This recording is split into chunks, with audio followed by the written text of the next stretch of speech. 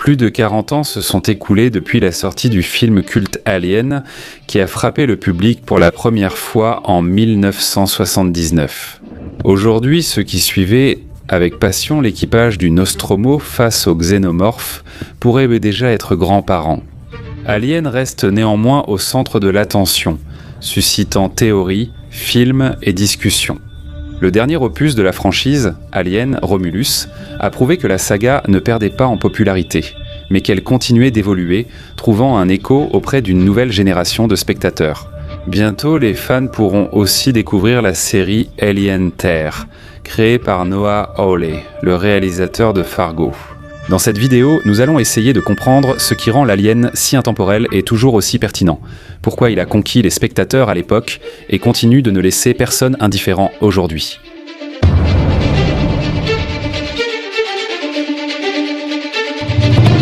En simplifiant, presque tous les films sur l'Alien, sauf rares exceptions comme Alien vs Predator, reposent sur 4 éléments.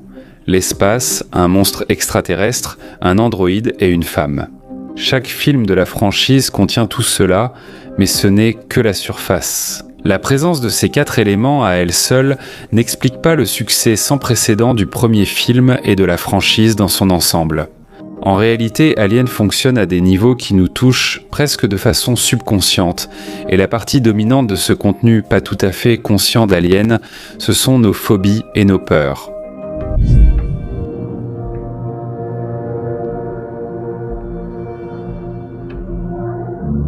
L'une des peurs les plus fortes qu'Alien exploite avec brio, c'est la claustrophobie, renforcée par la peur opposée de l'immensité de l'espace. Dans le vaisseau spatial, les héros sont coincés dans des couloirs étroits. La situation est aggravée par le fait qu'un ennemi dangereux et inconnu, le xénomorphe, s'est caché dans ces petits espaces et il n'y a littéralement nulle part où fuir.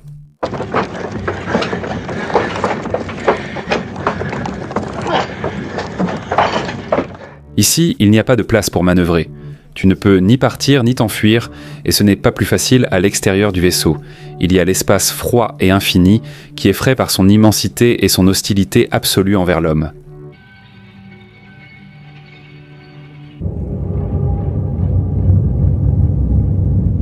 L'espace, c'est un endroit où il est impossible de survivre. Il n'y a pas d'air, pas de sol ferme sous les pieds, un espace où tu es complètement coupé de chez toi, de la terre, de tout ce qui t'est familier. L'espace te rend petit, sans défense et insignifiant. Ces deux peurs, l'enfermement du vaisseau d'un côté et l'infinité de l'espace de l'autre, créent une combinaison unique.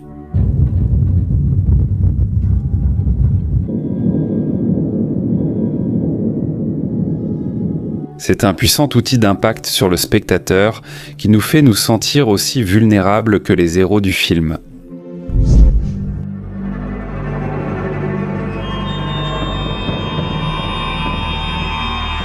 Un autre groupe de peurs qui sont à la base de Alien concerne la mort, la santé, les maladies et l'invasion de notre corps. Ces choses effraient en chacun de nous au plus profond.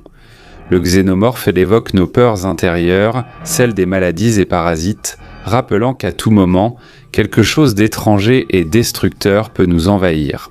Souvenez-vous quand l'alien utilise un humain comme incubateur pour une créature extraterrestre. C'est une invasion violente où l'humain perd tout contrôle sur son corps.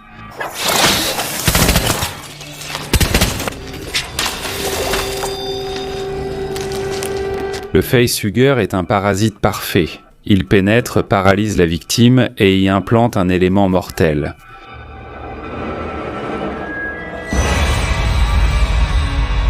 Tout le processus d'infection exploite la peur du viol et de la grossesse non désirée. Je ne peux absolument pas être enceinte de 3 mois. Mais docteur, ce n'est pas tout à fait un fœtus ordinaire. Ce qui se passe sans consentement, contre la volonté et avec des conséquences catastrophiques. Le fondement de toutes ces peurs est le même, faire appel à l'instinct humain le plus fondamental, l'instinct de survie.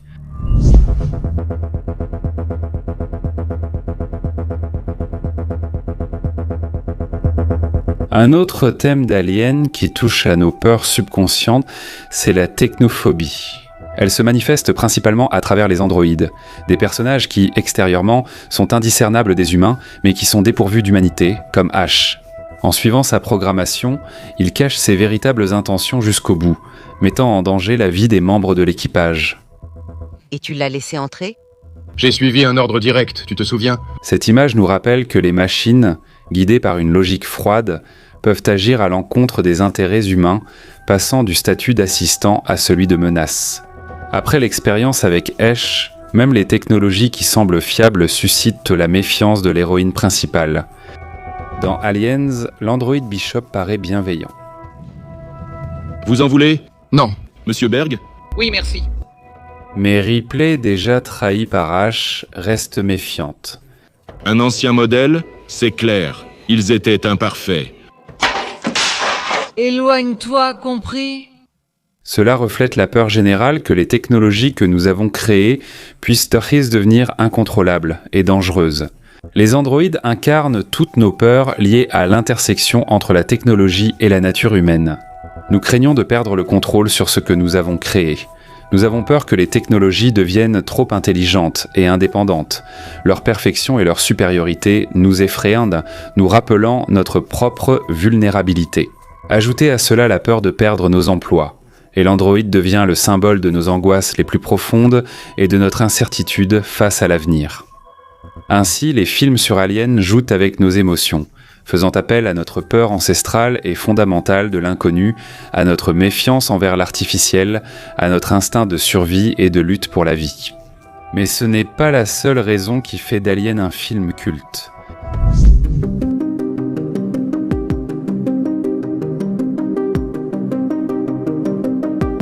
L'une des principales caractéristiques d'Alien, qui le distingue des autres films de science-fiction de l'époque, est le réalisme. En 1979, à la sortie d'Alien, la science-fiction regorgeait de mondes colorés, d'exploits héroïques et d'aventures spatiales romantiques. Il suffit de se souvenir de Star Wars, sorti 2 ans avant Alien, qui a révolutionné le genre.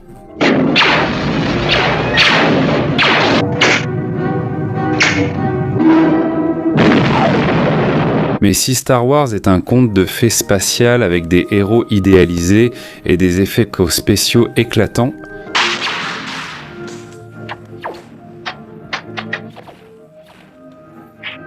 alors qu'Alien a offert aux spectateurs une vision complètement différente, beaucoup plus sombre et terre-à-terre de l'espace.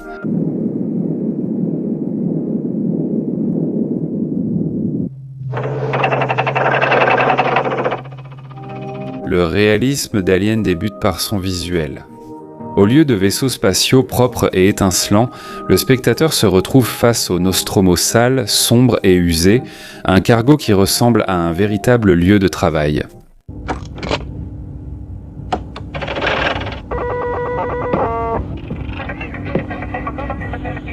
Chaque élément du design, des panneaux écaillés aux casques embués, donne l'impression que ce monde existe vraiment et surtout qu'il fonctionne.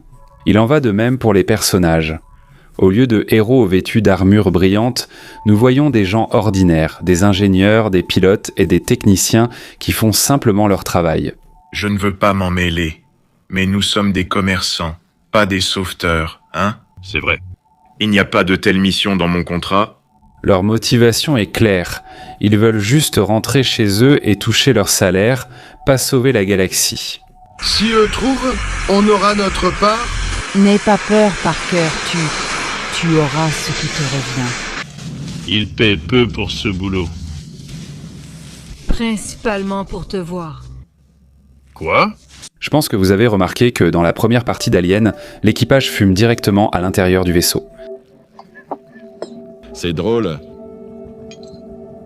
Oh oui, exactement. C'est évidemment un point discutable, mais cela souligne justement que l'équipage est composé de personnes tout à fait ordinaires, avec leurs faiblesses et leurs mauvaises habitudes. Est-ce qu'on va me donner des biscuits ici ? Prends des galettes de maïs. J'attends, je termine mon café, merci. Il est bon. Ils fument, boivent du café. À bord du navire, il y a un chat tout à fait ordinaire. Chut, chut. N'aie pas peur, n'aie pas peur. On dirait un appartement ordinaire, pas un vaisseau spatial. Ces personnages semblent vivants et authentiques. Ils parlent, se disputent, s'inquiètent et ont peur exactement comme nous le ferions dans une situation similaire.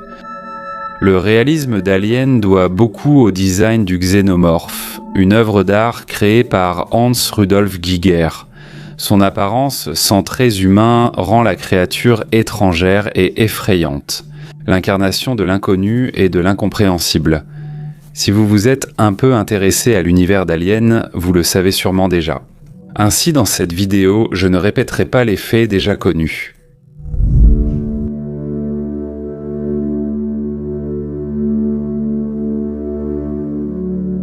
Bien que les événements d'Alien soient éloignés de la Terre, au sens propre comme au figuré, le film aborde des problèmes qui sont proches et compréhensibles pour chacun de nous. Un de ces thèmes est la cupidité des entreprises et leur mépris de la vie humaine au profit des bénéfices. Cette foutue compagnie. Et nous alors, espèce de salauds? Je répète, il n'y avait pas d'autre mission? Dans le tout premier film, l'équipage du Nostromo est confronté non seulement aux horreurs de l'espace et à un monstre extraterrestre, mais aussi à la trahison de leur propre compagnie. La société Weyland-Yutani, qui a envoyé le vaisseau, relègue dès le départ la vie et la sécurité de l'équipage au second plan. L'objectif principal de la société est d'acheminer le xénomorphe comme arme biologique potentielle. La priorité absolue est d'assurer la livraison de l'organisme pour des recherches. Tout le reste est secondaire. L'équipage n'a aucune valeur. Cette décision montre une indifférence extrême envers les gens.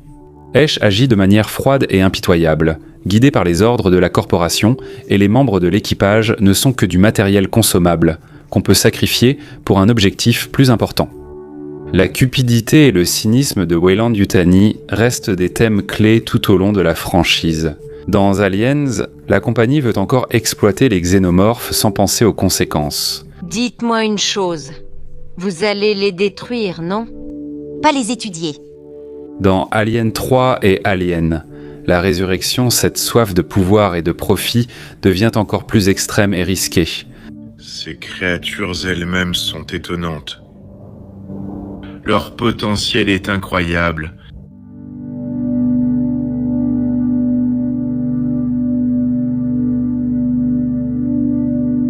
Comme je l'ai dit au début, la femme est un élément clé de l'histoire d'Alien. En 1979, lors de la sortie du film, cette image n'était pas influencée par les tendances ou l'agenda du moment, contrairement à aujourd'hui où les femmes sont souvent centrales par nécessité. Ripley est devenue l'héroïne parce que le scénario l'exigeait, apportant un rebondissement inattendu et rendant l'histoire captivante. Dans les films d'horreur classiques, les femmes étaient surtout victimes. Elles fuyaient que le monstre avait un besoin d'aide et incarnaient la peur. Mais dans Alien, tout est bouleversé. Ripley ne fait pas que survivre, elle prend le commandement et affronte la menace avec détermination. Écoute-moi, Parker. Écoute-toi toi-même. Toy Story. Je me suis tu. Son personnage est unique et non conventionnel pour l'époque. Un homme à la place de Ripley aurait été moins impressionnant. C'est justement une femme frêle, armée et déterminée qui rend la finale captivante et mémorable.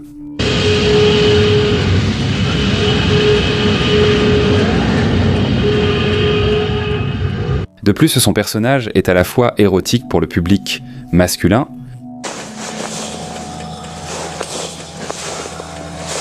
et inspirant pour les femmes. Oh mon Dieu. Ce n'est pas une super-héroïne, juste une personne ordinaire qui lutte pour sa vie. Sa victoire semble ainsi plus authentique. Alien est devenu un film culte grâce à ses éléments uniques qui fonctionnent à un niveau profond et ne perdent pas leur pertinence même des décennies plus tard. La peur des espaces clos, l'infinité terrifiante de l'espace, l'horreur et la perte de contrôle sur son propre corps, la crainte des technologies. Tout cela touche nos instincts les plus primaires, nous donnant l'impression d'être piégés, comme si cela nous arrivait personnellement.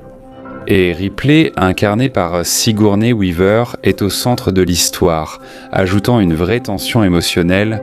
Honnêtement, ce sont ces peurs qui me touchent le plus. Car malgré son aspect fantastique, Alien frappe nos points les plus vulnérables, créant une atmosphère unique, oppressante, effrayante et d'un réalisme à glacer le sang. Ce n'est pas juste un film de monstres, mais sur la survie quand tout semble contre toi. Des couloirs étroits, l'espace sans vie, des androïdes imprévisibles et un monstre qu'on ne peut ni comprendre ni contrôler. Tout le reste est un bonus. Ce commentaire sur les corporations sacrifiant des vies pour le profit ajoute du piquant et de la profondeur, mais l'essentiel reste cette peur primitive que l'alien réveille, nous faisant partager chaque minute avec les personnages. La franchise Alien a débuté comme un film d'horreur classique. Mais avec la sortie de films comme Prometheus, l'histoire s'est enrichie de réflexions philosophiques profondes et de thèmes qui l'ont rapproché de la science-fiction, ce qui n'existait pas auparavant dans ces films. Si vous êtes intéressé par cette direction, n'hésitez pas à regarder la vidéo sur Prometheus où je discute plus en détail de ces aspects. Si vous préférez l'ambiance classique d'Alien, vous aimerez sûrement la revue des androïdes de la franchise. Les liens de ces vidéos sont déjà à l'écran et en description.